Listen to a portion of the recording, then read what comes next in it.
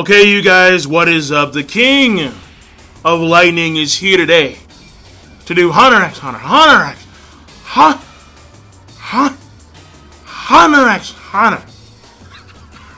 What am I doing? I don't know. Well, today's July 4th, chilling with the family right now, taking some time off. Just had a big meal. Probably gained like 5 fucking pounds, I don't know. It felt like it. And just chilling with the family, taking some time off to do this video. Because the Hunter x Hunter episode came out a few days ago. And I said, you know what? I couldn't do it then, I'm going to do it now. Because I have some time. So this is going to be Hunter x Hunter 2011. Episode 136 review. Now, of course, the link to the episode will be where? In the description box down below on Crunchyroll.com. And then, by the way, I've been considering removing the fro because honestly, like it's tough to maintain, bro. I can't, like, if I were to grow out to like here, I'd go nuts. I'd go crazy because it's so much hair, and I'm using the pick. I'm using it very lightly, and sometimes like I get like a lot of hair clumps on the pick, and I'm like, geez, like I'm removing a lot of hair, so. And like you may not be able to tell because there's so much of it. It's just that, and plus you gotta stand there for like a few minutes too, like 10 minutes, just sifting through your own hair, trying to get it like a somewhat dome-like shape. So again, like I'm considering removing the fro. I just am because it's easier. So let me focus on the episode at hand. First of all, the episode at hand is it's the closure of the Chimera Ant Arc. That's what it is. It's the finale. It is the transition from the Chimera Ant Arc to the post-Chimera Ant Arc. That's the way it is. And there are a few things of great importance. Because we don't get to see Gon's condition. We know that Gon's in a very bad condition. He's in a very, very, very, very, very bad condition. From my memory, what they showed in the manga, I was like, what? No, it was jaw-dropping. But here's the thing. So let me start with Gon. Right now, Killua, he says that he's gonna save Gon by some means. And when he does so, when he's talking to Nove, he has the assassin eyes activated. Like just a blank stare. Like anyone in my way gets murked ASAP. So what they're doing right now is that the Hunter Association, and especially those who are there with Gon, meaning Nove and Morel and so on and so forth, they are considering Gon as a hero.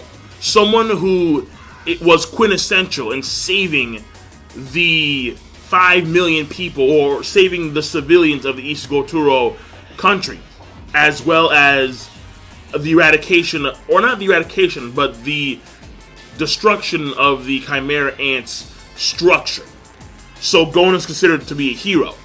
And they're going to save him at all costs. Even if they have to rebuild the hospital. Even if they have to make a new hospital. They're going to save Gon. That's how serious it is. We're going to build a new hospital just to make sure that he stays alive. If you can't house him here, fuck it. You keep him here. We're going to build another hospital. And we're going to make sure he's alive. And they're going to bring in some specialists to help take care of Gon at this point in time. But the main thing here is Killua. And what Killua is going to do when it pertains to helping Gon.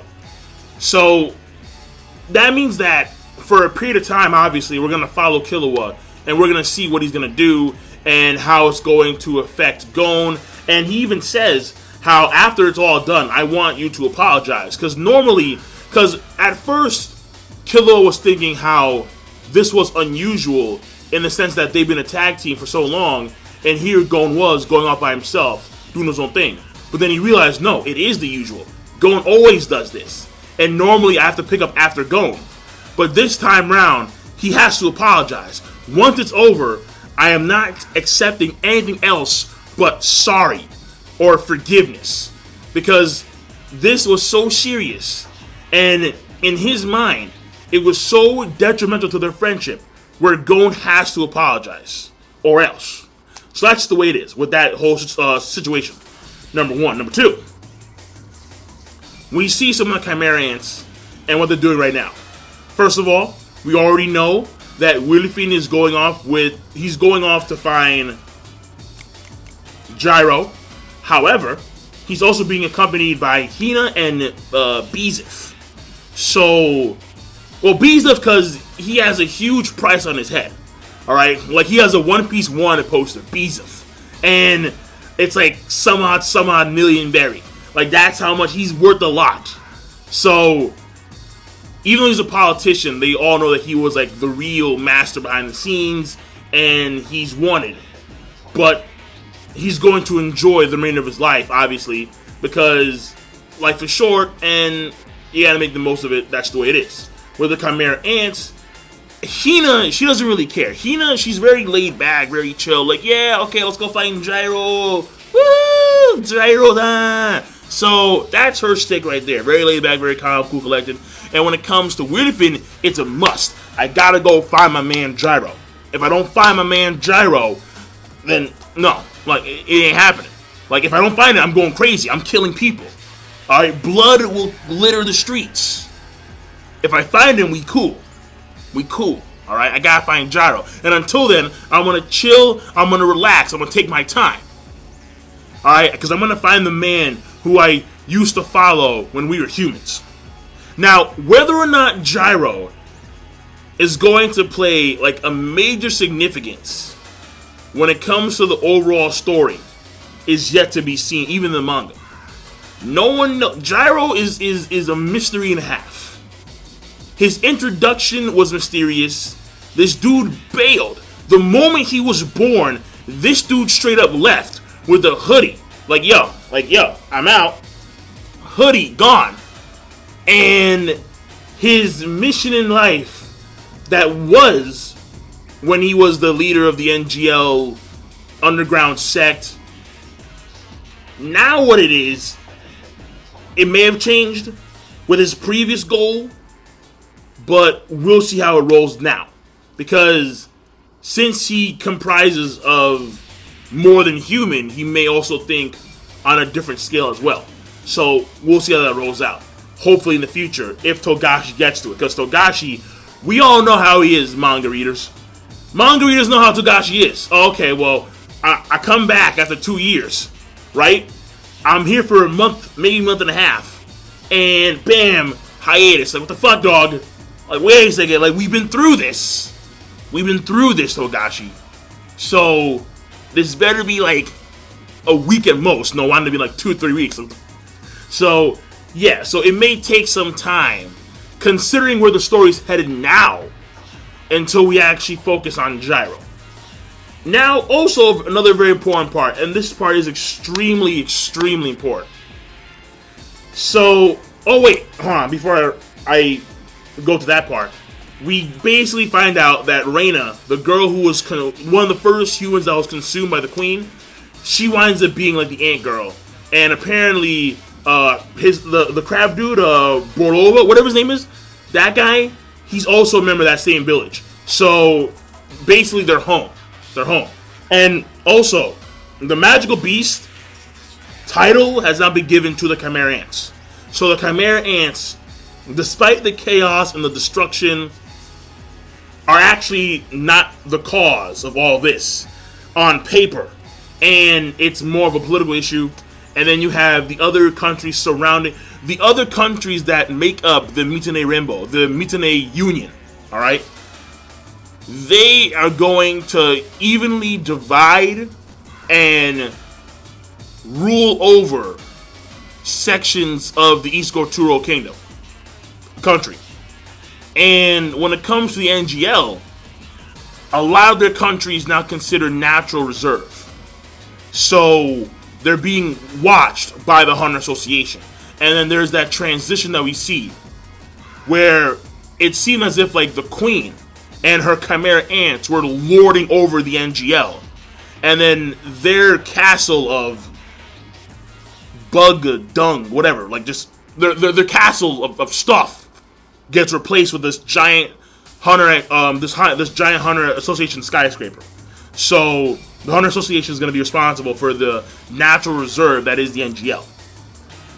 as a means of, because at this point in time, the way it starts off, we are informed pretty much that the countries NGL and East Gorturo, on paper, don't exist at this point in time because of their NGL, because of their history with the guns and how it's underground, and also the spreading of drugs, that stuff, and as well as the East Gorturo because of the false Diego and just Meruem coming in there and wastelanding and pretty much having 5 million refugees across the Mitane Union. So that's the way it is. They have to compensate, and their compensation is you guys no longer exist, and here are the rules. Now, the most important part of the episode, obviously, is what's happening with Colt, because the little girl or the little thing, the little chimera that Colt took in to raise, obviously is growing at an extraordinary rate, and is able to talk quite well. And Colt named her Reina. After a period of time, after growing up some, the Chimera Ant girl says, "No, I'm not Reina. That's not my name. That's not my name." And he's talking to Mora on the phone. "My name is Kite." Now, off the gate, because I'm not going to throw any spoilers, but what's important there is Kite, we saw that his body was kind of pieced back together by Neferpitu. And she did so in order to try and fight him again, to try and restore him back from the dead, but she failed. Because the body was there, it was restored, but the soul no longer resided in there. So, the thing here is that this cannot tie to the Chimera Ant Queen consuming the flesh of Kite, because she did not. We know that. Again, the entire body of Kite was restored. So the Chimera Ant Queen didn't eat any pieces of Kite. So that method of reproduction doesn't apply to Kite. So the question here is, how in the world could this little Chimera Ant girl consider herself to be Kite? As if like Kite's soul went there after he died, or something like that. So there's actually going to be there should be, because I remember it in the manga, and in the manga it was one of the most deepest, like I'm not joking, when this shit comes, like you'll see it a mile away, but well, hopefully this was one of the most deepest chapters I've read in Shonen period. I remember, and it's coming. It should be coming in the anime. It was so deep. I was like, yo, like it blew my world. Like, whoa. Like I was in a cyclone, like blown back. It made me sit down and think for hours about the structure of the universe, of life itself. I was like, damn, like Togashi, like wow, like it was phenomenal. So when that episode comes, when the dialogue starts to hit, we're gonna talk. We're gonna talk for maybe 30 minutes. I'm maybe, because it's so deep. It's so deep, dog. But it ties into that's coming up.